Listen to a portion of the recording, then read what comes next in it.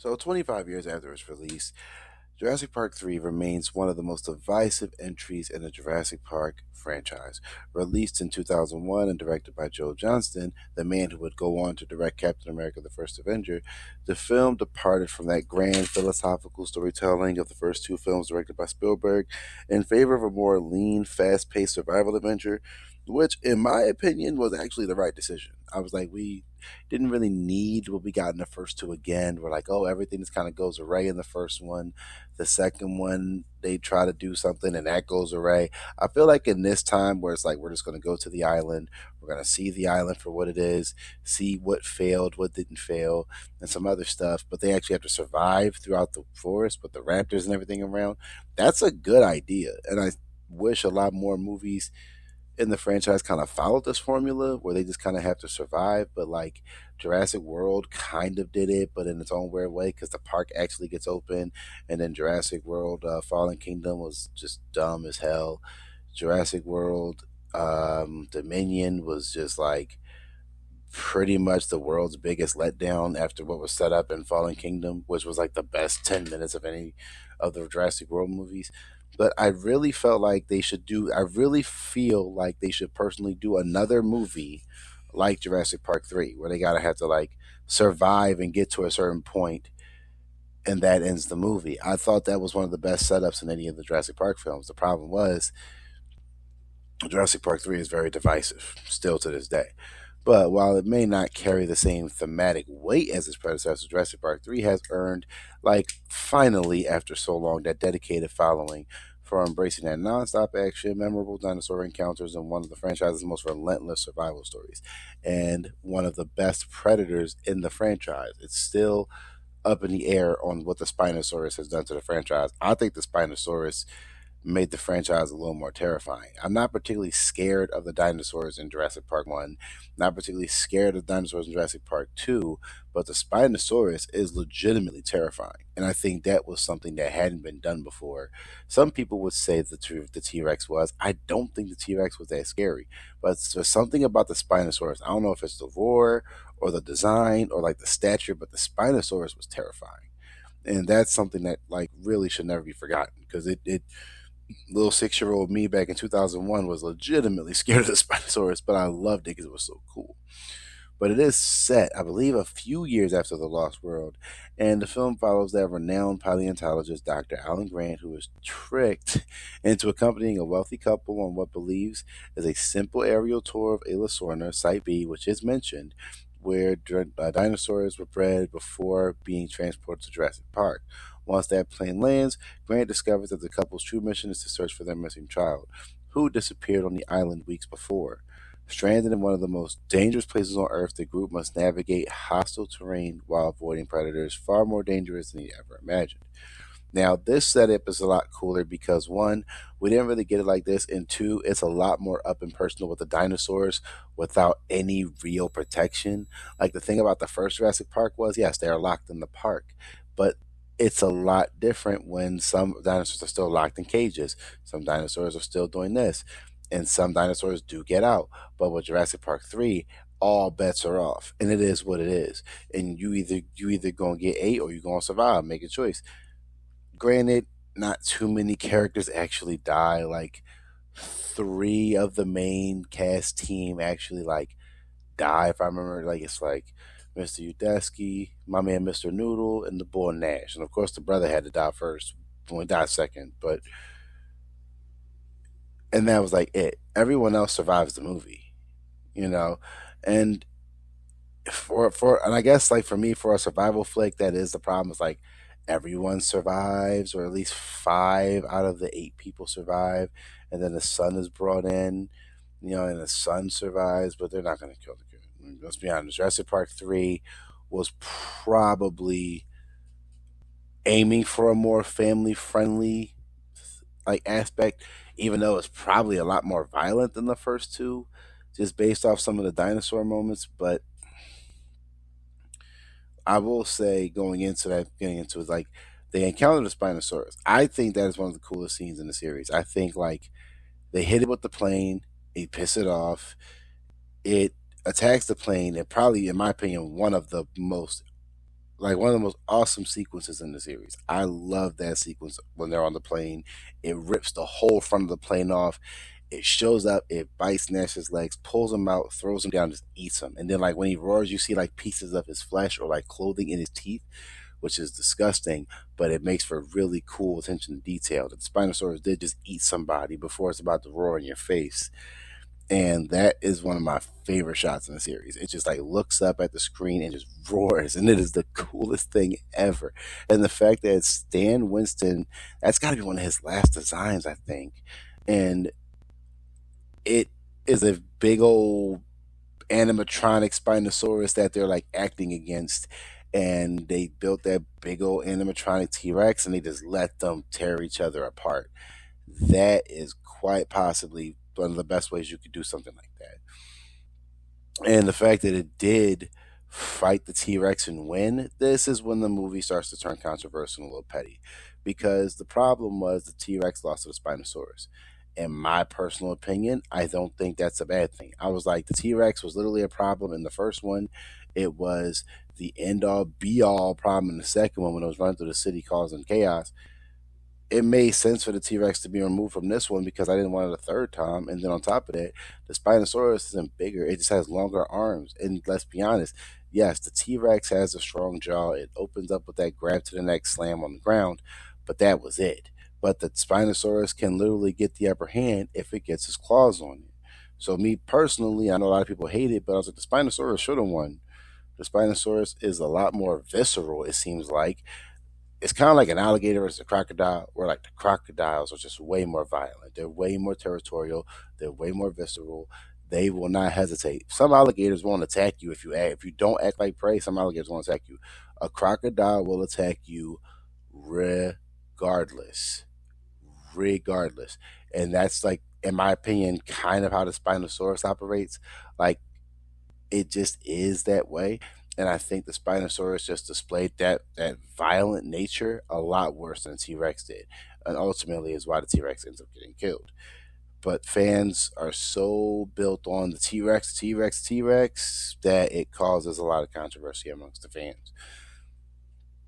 Now, the movie does expand the franchise of dinosaur roster a little bit with like those appearances from creatures like the pterodons, which is another one of the greatest scenes in the franchise, and also one of the best set pieces, and probably the best set piece in the movie. That is the best set piece in the movie, but it's also one of the best set pieces in the franchise as well. See, Jurassic Park 3 did stuff that was legitimately good. I don't understand like why Jurassic Park 3 gets so much smoke. There's a lot of things I think the franchise did. The movie did well, and the Velociraptors. Okay, the Velociraptors. Okay, they kind of annoy me in this one. I can understand. Okay, this is where I can see where like the dinosaurs kind of act like people because the Velociraptors were just drawn. Like they did stuff, and I was like, these are not the same raptors we saw in Jurassic Park 1 and 2. And one of the scenes I like to point out, no, not the dumb dream he has with the, the raptor talking. That is still funny to me. But when they're like in the forest and they don't kill my man Mr. Noodle immediately to set up that trap. And I was like, are they? I mean, raptors are supposed to be smart, but are they really that smart that they set up that trap? And then like the one raptor they kind of trap behind the gate, and he like starts to climb out the gate. I was like, okay, that's kind of goofy too.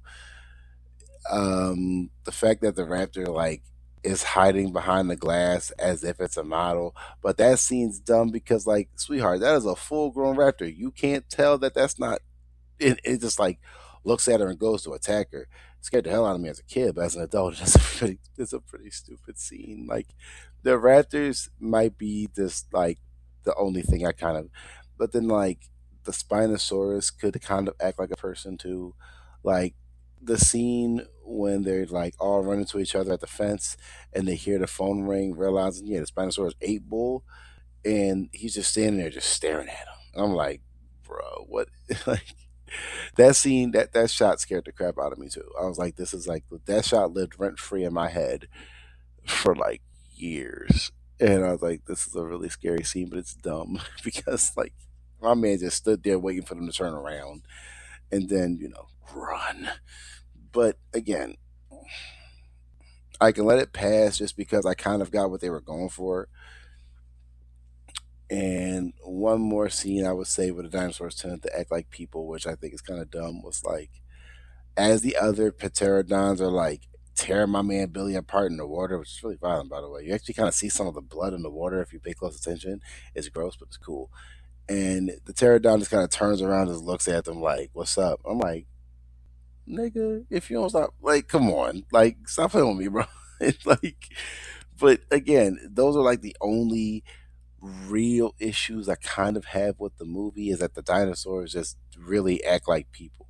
But outside of that, like I still think Jurassic Park 3 has more good in it than bad in it. And that's something that I think a lot of people tended to overlook. Now, unlike the first two films, Jurassic Park 3, it did place like less emphasis on like the ethical consequences of genetic engineering, and it focused entirely on that survival tactic. And clocking in at just like an hour 30, it is the shortest film in the series, and I think that's a good thing. You don't want a survival film to go too long, and I think they did the smart thing by cutting the time down and just letting it be a more fast-paced movie, and it rarely slows down, which is another reason why I kind of like it. I feel like you can just kind of throw on Jurassic Park 3 and just like watch it. And you don't really have to worry about doing too much on the thinking side, or you don't have to pay attention too much because you know what's going on in the background. Like if you're just like cleaning your room or like cleaning the house and you want to hear something in the background, I feel like Jurassic Park 3 is one of those movies you can just kind of do that with. Um, and I do think that the results of what we get from Jurassic Park 3 is like it's an adventure that does feel a little closer to a classic creature feature than like a science fiction drama, which I'm okay with if it's done well. And I think Jurassic Park 3 did do that well.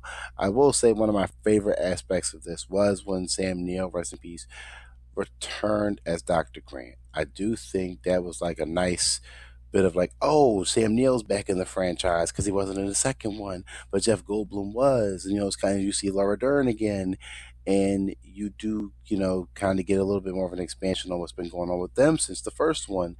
And his evolution from a reluctant dinosaur expert to like a seasoned survivor gives us that like familiar perspective as he is like again having to deal with this crap a second time, and his interactions with the younger cast and his growing appreciation for family, like it gave the film, it provided the film with like those moments of heart in the mid, even with the constant danger around them all the time at all times.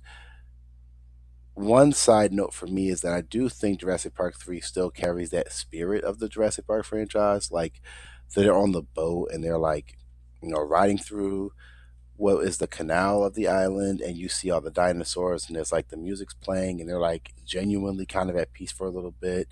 The brontosaurus walks up and roars at the screen, which I think those things still look good. I think Jurassic Park 3 aged really well for coming out in 2001, by the way. um what else? When they first get to the island and they're flying over and they're just like, Dr. Grant seems to still love talking about dinosaurs. He just doesn't want to be near them.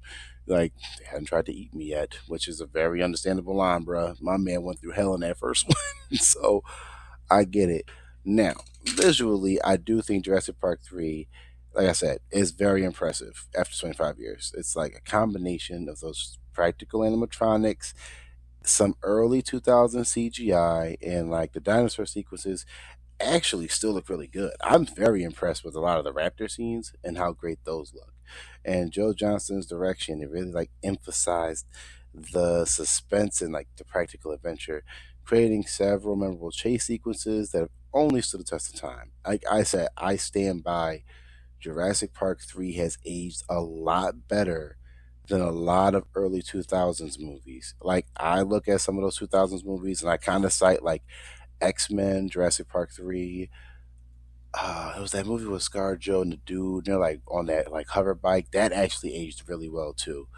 There's a couple movies from back then that I'm like, these aged about as good as you can get. Unfortunately, I can't really give that to Sam Raimi Spider Man 1 and 2. I feel like they didn't age quite as well. Story wise, they did. Pace wise, they did. But like CGI is a little bit on the rough side. So, do what you want with that information. But Although the film received mixed reviews upon release and is often compared unfavorably to the original, which it shouldn't be, its reputation, in my opinion, has softened over the years, and I have seen fans who are like, you know what? We actually kind of appreciate Jurassic Park 3 for what it is and what it actually set out to be. And I think people have officially just kind of like let go of the whole T Rex losing to the Spinosaurus thing a little bit, not a lot, but a little bit. And 25 years later, Jurassic Park 3 may not be the most ambitious entry in the franchise, but it's still an enjoyable film. And I'd rather watch Jurassic Park 3 pretty much over all the Jurassic World movies and Jurassic Park 2. So I'd say Jurassic Park 3 is my second favorite film in the franchise because the first one, I'm basic as hell. Um, it's like those iconic dinosaur moments, welcome return for Dr. Grant, and for many fans, it's a reminder that sometimes the simplest survival story can still deliver an exciting trip back to the world of Jurassic Park. Now, I just want to throw out some side things for me. Jurassic Park 3, like I said, throughout the movie, throughout the review, I have given my split opinion on the fact that I think the Spinosaurus is one of the best dinosaurs we've ever gotten. It is one of the most terrifying, one of the best dinosaurs to just be the antagonist the whole way through, even despite some moments where it could be a little silly. I do think it is pretty much the spearhead for the dinosaurs we would get afterwards, like the Indoraptor, the Indominus Rex. Like they were very much as visceral and violent as they were because the Spinosaurus was allowed to do it first. The T Rexes could be violent. They wishbone that dude in the second one. And the T Rex should have eats that guy on the toilet in the first one, if I remember correctly. But the Spinosaurus was just doing whatever. Like the Spinosaurus did not care. It was rage bent. It was very much just out for blood. And I do get when fans say like, "Oh, why did it just hunt them like that?" I mean, they had to run from something, and they were running from raptors, and they were running from the Spinosaurus, and whoever killed them first was going to kill them. Some side notes on this is like Billy is a good character. I just think him stealing raptor eggs, knowing who he works with, is kind of reckless. Yeah, it would have gotten a crap ton of money, and it would have gotten them a crap ton of like, scholarships and grants and like that. But it was reckless. It was reckless and just kind of like this weird way of like trying to have the Raptors more involved so they can actually kill somebody, and then also having the Raptors be a big part of what's going on towards the end. And again, needed to happen. I think the scene in the birdcage is one of the coolest things because it's just. I used to watch that scene on repeat. I used to remember this is on VHS. Yeah, that's how far back this is. And I used to like rewind it and just watch that sequence over again, watching Billy like jump off and like activate the parachute and all that stuff to like him falling in, trying to wrestle pterodons. Like I thought I still think that sequence is just phenomenal to this day. It's one of the more like adrenaline filled scenes because they're actively fighting back the pterodactyls a little bit, which they never do in Jurassic Park movies, like trying to actually fight the dinosaurs. This was the first one where I felt like they was actually like, fine, we'll square up with the pterodactyls. We're not fighting the raptors though. Like that's just what it is. Yeah, the little shorty in the second one kicks the raptor out and actually does kill it, but that's a little different. So I do stand by Jurassic Park 3 has some of the best visuals. Like the shot where the Spinosaurus is like over the top of the cage while it's already underwater, the rain is pouring, it roars at the screen and reaches under. That shot is amazing. That is an amazing shot for the time period. Like 2001, we weren't really getting really good shots like that in movies like this. But that shot of the Spinosaurus is amazing. It is amazing, and it's just like you gotta look at that and just be like, man, they really did some stuff with this movie. I highly enjoyed the fact that Dr. Grant is not just like I'm ready to get back into this. I like the more like I don't want to be around these creatures even if I love studying them as my life. They're incredible creatures. They should not be involved with humans. And I think that is a very logical step to go after what he went through in the first one. Whew. And I love Tia Leone. I love William H Macy. Just them two being a part of this makes it even better. I think the whole story with their son is crazy. That the son is able to survive out in the wild over other adults who have failed. You know what I mean? Like the son is out here like, bro, I've collected T Rex pee. I've just been out here doing whatever. And I'm like, well, hell, at least the son survives. But you know, it'd be sad if he didn't survive. You know what I mean? But even still, you gotta like think about it from that aspect. But yeah, I especially after watching Rebirth, some of the most trained people in the world was just getting wiped out like that. So I still stand by. I think Jurassic Park 3 should be rewatched. I think it deserves to be rewatched. I think it deserves more of a perspective that people probably didn't otherwise develop yet. And I think if people rewatch Jurassic Park 3 without trying to compare it to the original movie, which is just untouchable in a lot of regards, I think more people would actually appreciate Jurassic Park 3 more than the people who already do. Because I think Jurassic Park 3 just got a lot of flack for, again, trying to shoot for a more family friendly audience while also trying to do this new style of the story that was different from the first two, and again having the T-Rex die in the first 25 minutes of the movie. So yeah, I think people should definitely give Jurassic Park 3 a rewatch. I really like Jurassic Park 3, and I think it deserves to be. So I would say that giving it a nuanced perspective would be nice. And I think I'll end the plane here because I've been going for a while on this one. Damn, I like this movie. But yeah, just let me know how you guys feel down below. If you like Jurassic Park 3, if you don't like it, if you're in the middle on it, anything, I'm open to any comments. Like, comment, subscribe for more, and I'll see y'all on